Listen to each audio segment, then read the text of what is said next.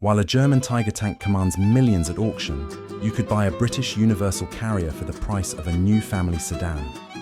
These machines once rumbled across European battlefields, and today they're surprisingly accessible. Some cost less than a used Honda Civic, while others rival Mayfair property values. Let's explore what Britain's wartime arsenal actually costs in today's collector market, starting with the bargains. Let's begin with the motorcycles that kept dispatch riders moving through occupied France and the Western Desert. BSA M20. The BSA M20 served as the British Army's workhorse motorcycle, with over 126,000 produced during the war. Running examples regularly appear at auction for $6,000 to $9,000, while restoration projects start around $3,500. Norton 16H. The Norton 16H became the preferred mount for military police and reconnaissance units across all theatres. Today, these side-valve singles fetch $8,000 to $12,000, depending on originality and documented service history. Triumph 3HW. The Triumph 3HW delivered 350cc of reliable power to British and Canadian forces throughout the war. Expect to pay $7,000 to $11,000 for solid examples, with rare factory specifications commanding premiums. Royal Enfield WD-RE. The Royal Enfield WD-RE, nicknamed Flying Flea, could be paradropped in containers alongside airborne troops. These lightweight 125cc machines now sell for $4,000 to $8,000, making them genuinely affordable entry points. Wellbike. The Wellbike folding motorcycle was designed specifically for paratroopers, weighing just 71 pounds when collapsed. Surviving examples are surprisingly common, trading hands for $5,000 to $12,000 based on completeness, continuing with the light utility vehicles that filled unglamorous but essential roles. James ML. The James ML two-stroke motorcycle served primarily an airfield ground crew and rear echelon roles. These humble machines remain barn-find territory, often selling for $3,000 to $6,000 in various states. Bedford MW. The Bedford MW 1500-weight truck became the standard light transport across British forces, with 66,000 built. Restored examples now command $18,000 to $28,000, while projects start considerably lower at $8,000. Morris C8. The Morris C8, quad artillery tractor, towed anti-tank guns and field pieces across North Africa and Europe. Running C8s averaged $22,000 to $35,000, reflecting their rarity compared to more common Bedford variants. Humber Staff Car. The Humber Staff Car ferried officers in relative comfort, featuring enclosed bodywork and superior suspension. These dignified machines fetch $15,000 to $25,000, appealing to collectors seeking drivable historical luxury. Austin 10 Utility. The Austin 10 Utility served as a basic runabout for base commanders and administrative duties. Values hover around $12,000 to $18,000 for presentable examples with wartime provenance. Next up are the tracked carriers that defined British infantry mobility. Universal Carrier. The Universal Carrier, better known as the Bren Gun Carrier, became the most produced British armoured vehicle with 113,000 built. Auction prices typically land between $20,000 and $35,000, roughly the cost of a sensible German sedan. Lloyd Carrier. The Lloyd Carrier served as the unarmoured logistics companion to Universal Carriers, hauling ammunition and supplies. These utilitarian workhorses now sell for $15,000 to $25,000, assuming running condition and complete tracks. Carden Lloyd Tankette. The Carden Lloyd Tankette represents the evolutionary ancestor of the Universal Carrier, a tiny two-man machine. Surviving pre-war examples occasionally surface at $25,000 to $35,000, straddling the line between motorcycle and tank. But these are the bargains. Prices climb steeply from here as we enter proper armoured fighting vehicles and specialised equipment. Next up are the light tanks that pioneered British armoured doctrine. Light tank K6. The light tank Mehmet 6 fought desperately during the fall of France despite its thin armour and machine gun armament. Running examples fetch $75,000 to $95,000, with premium prices for Egyptian or Greek campaign veterans. Tetrarch. The Tetrarch airborne tank could fit inside a Hamilcar glider, seeing action at Normandy with 6th Airborne Division. Only 4 survive worldwide, commanding $120,000 to $150,000 when offered at specialist sales. Harry Hopkins. The Harry Hopkins light tank arrived too late for combat, making survivors rare as museum pieces. Expect $90,000 to $130,000 for the handful in private hands, assuming functional running gear. Continuing with the armoured cars that dominated reconnaissance duties. Daimler Dingo. The Daimler Dingo scout car combined speed with clever reversed steering for rapid escape, serving across all theatres. Auction results consistently land between $65,000 and $85,000 for restored examples. Humber Mach-4. The Humber Mach-4 armoured car packed a 37mm gun into a 4-wheel drive chassis. These imposing machines averaged $70,000 to $110,000, with Desert Rat's provenance adding substantial premiums. AEC armoured car. The AEC armoured car mounted a proper tank turret on a truck chassis, creating a powerful cavalry vehicle. Prices range from $95,000 to $140,000, reflecting its rarity and mechanical complexity. Daimler armoured car. The Daimler armoured car improved on the Humber design with better armour and the same 2-pounder gun.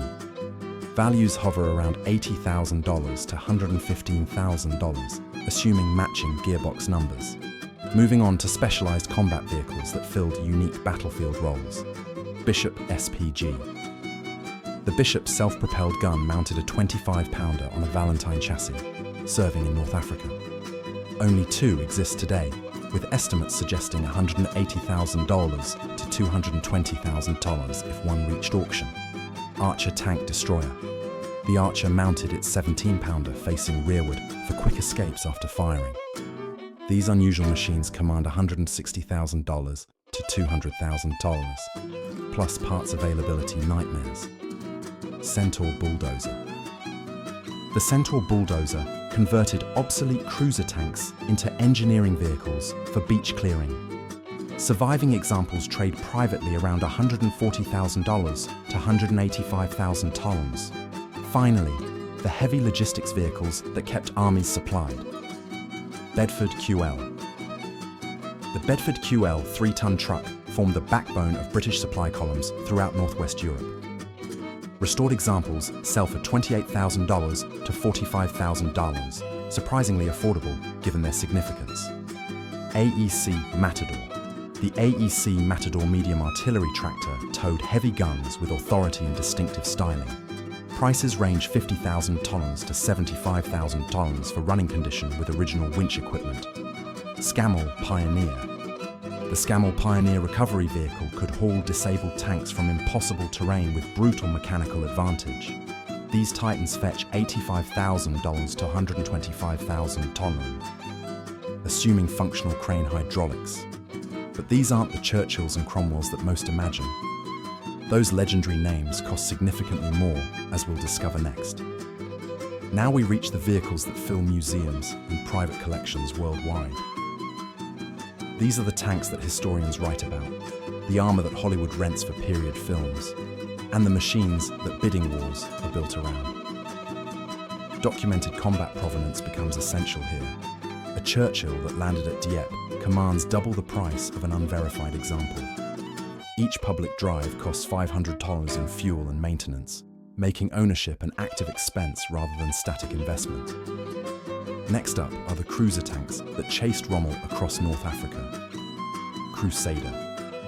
The Crusader combined speed with Christie suspension, becoming Britain's primary cruiser tank in the Desert War.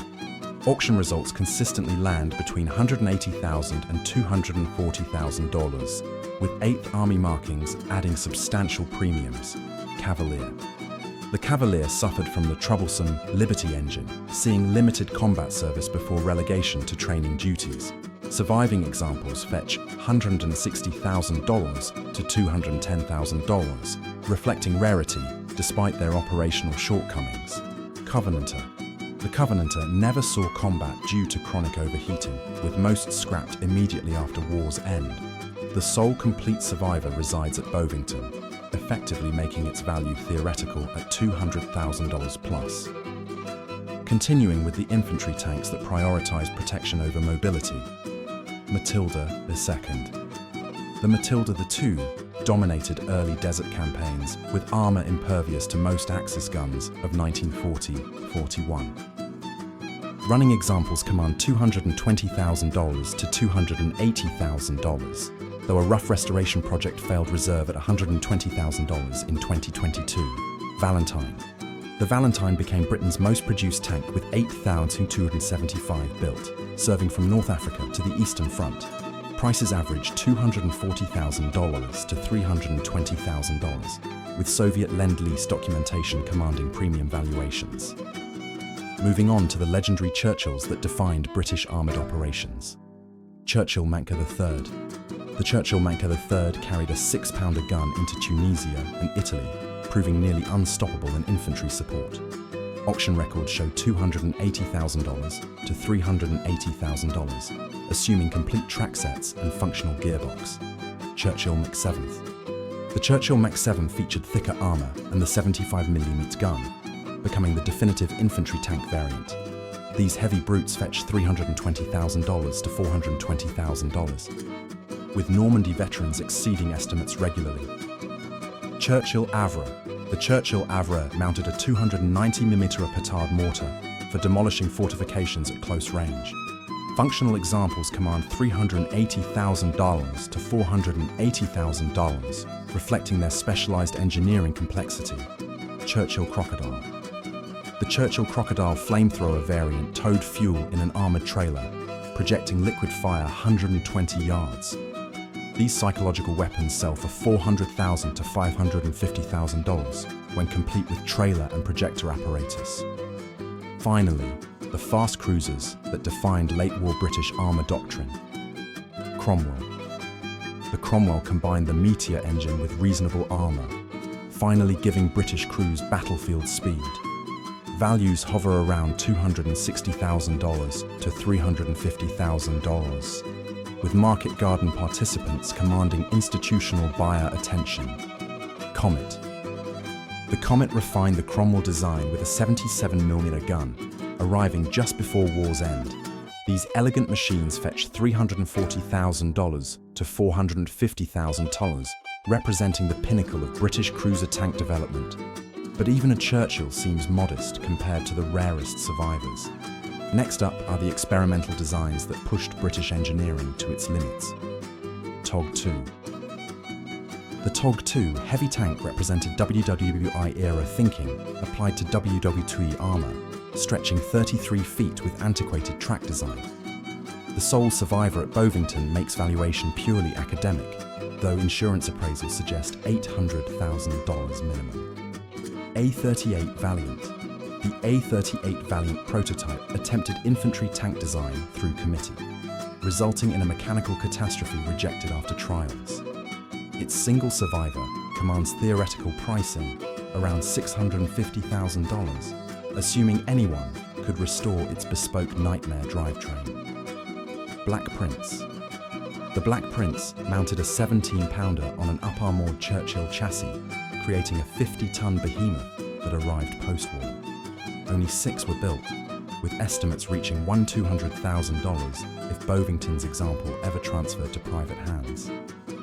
Continuing with the specialised engineering variants that solved unique tactical problems. Churchill Ark. The Churchill Ark removed its turret entirely, becoming a mobile bridge for crossing obstacles and craters. Surviving ramp carrier examples fetch $420,000 to $580,000, reflecting their construction complexity and historical importance. Churchill Bobbin.